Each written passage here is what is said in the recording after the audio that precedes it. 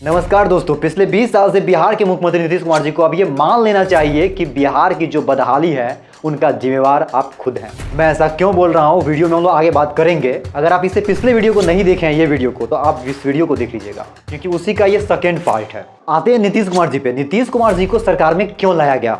जंगल राज को मुक्त करने के लिए। राजद द्वारा जो शोषण होता था जनताओं पे, उससे इजाद पाने के लिए नीतीश कुमार जी को लाया गया था। जंगल राज को दूर करने के लिए इनको लाया गया था। लूट फरेब, मर्डर, इस सब से निजात पाने के लिए इनको लाया गया था। लॉ एंड ऑर्डर को ठीक करने के लिए इनको लाया गया था। लेकिन हुआ क्या लॉ एंड ऑर्डर ठीक हुआ? जवाब है उतना नहीं जितना होना चाहिए, और उतना भी नहीं है जितना बेकार था। मतलब मामला बीच बीच का है। नीतीश कुमार जी को लाया गया था रोजगार को क्रिएट करने के लिए, अभी बाढ़ का माहौल है उसको ठीक करने के लिए, शिक्षा, बिजली और एग्रीकल्चर को डेवलप करने के लिए। लेकिन इस सब में से आपके सामने क्या हुआ है और क्या नहीं, आप खुद तय कर सकते हैं। वैसे मैं भी बता रहा हूँ। सड़क और इंफ्रास्ट्रक्चर, शिक्षा सुधार, कानून व्यवस्था और स्वास्थ्य सेवाएं, इन 5 काम में आप ठीक ठाक मान सकते हैं। मैं शिक्षा व्यवस्था की बात कर रहा हूँ, शिक्षा व्यवस्था की गुणवत्ता की बात नहीं कर रहा हूँ। मैं शिक्षा व्यवस्था में स्कूल के इंफ्रास्ट्रक्चर का बात कर रहा हूँ, वो ठीक हो चुका है। सड़क और इंफ्रास्ट्रक्चर तो आप देख ही सकते हैं कि ठीक हो रही है, पहले से तो बहुत बेहतर है। दूसरा हम लोग बात करते हैं शिक्षा व्यवस्था पे। शिक्षा सुधार पे भी उन्होंने काम किया है दोस्तों। मैं शिक्षा की गुणवत्ता को बढ़ाने के लेकर नहीं बोल रहा हूँ। शिक्षा व्यवस्था सुधार का मतलब है कि शिक्षा जहाँ पे होनी चाहिए, जिस स्कूल में होनी चाहिए, तो स्कूल की इंफ्रास्ट्रक्चर उन्होंने ठीक कर दी है।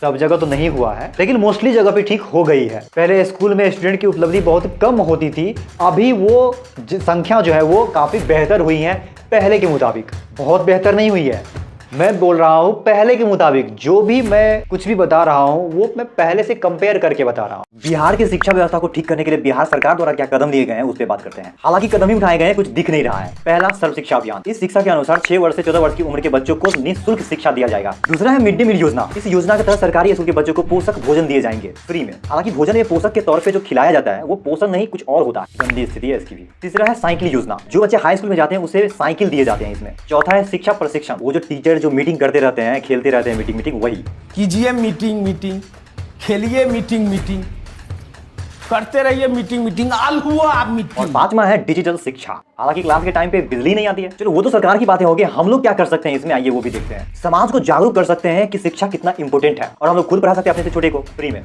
और यदि स्थानीय स्कूल की स्थिति गड़बड़ है तो उसे भी रिपोर्ट करनी चाहिए, जो कि हमने किया था। मैंने इसे पिछले वीडियो को आप देख सकते हो। और यदि आपको दिख रहा है कि बाल श्रम हो रहा है तो उस पर आप कुछ नहीं कर सकते हैं सिवाय राय देने के। और सरकारी स्कूल की योजनाओं को आप बता सकते हैं, यानी कि अवेयर कर सकते हैं लोगों को। बस इतना ही करना है। और एक चीज और करना है, सब्सक्राइब करें। कानून व्यवस्था भी ठीक हुई है। मैं ऐसा क्यों बोल रहा हूं, क्योंकि आप जब जंगल राज को आप देखते तो इस चीज को आप बेहतर पाएंगे। नेक्स्ट है बिजली आपूर्ति। बिजली आपूर्ति तो हो रही है, अब इस चीज को भी कंपेयर करना पड़ेगा आपको। 20 साल पहले जब आरजेडी का सरकार था उस टाइम से आप कंपेयर करेंगे तो आप पाएंगे कि उस टाइम में तो बिजली थी ही नहीं।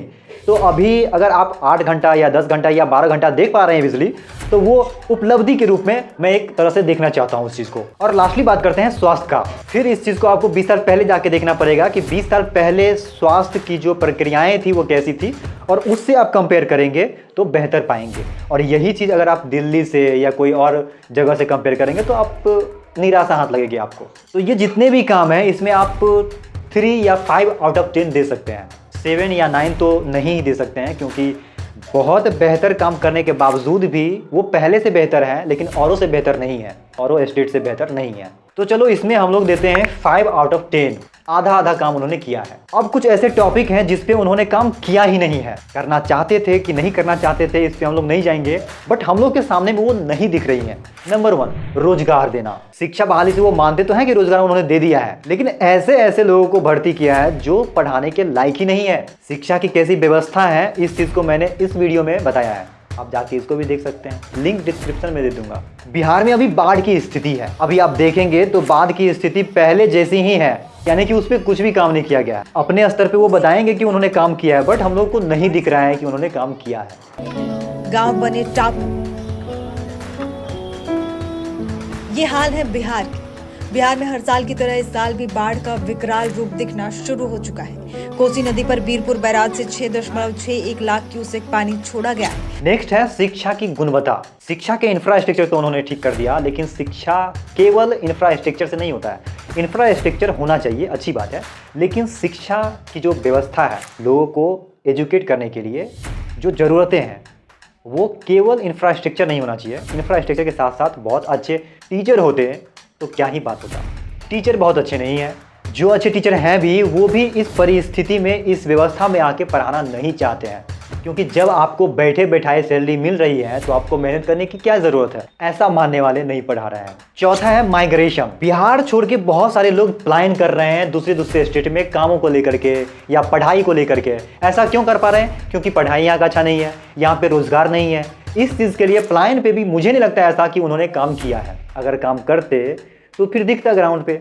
इस चीज़ को भी मैंने इस वीडियो में पूरा डिटेल से समझाया है, तो आप इस वीडियो से डिसाइड कर सकते हैं और इन वीडियो को देखकर डिसाइड कर सकते हैं कि आपको क्या चाहिए। तो आप इस चीज़ से डिसाइड कर सकते हैं कि आपको क्या चाहिए, जेडीयू चाहिए या जेएसपी चाहिए। मुझे ऐसा लगता है आप जहां भी देखेंगे 10 साल से ऊपर बनी सरकार जो है वो बहुत अच्छा, पहले से बेहतर काम नहीं कर पाते हैं। उनको लगता है कि ये तो मेरा वोटर है ही, वोट मिल ही जा रहा है, काम करने की क्या ज़रूरत है। तो सरकारें बदलती रहनी चाहिए लेकिन विकास नहीं रुकना चाहिए। जय हिंद, जय बिहार। राजा हम बिहार हैं।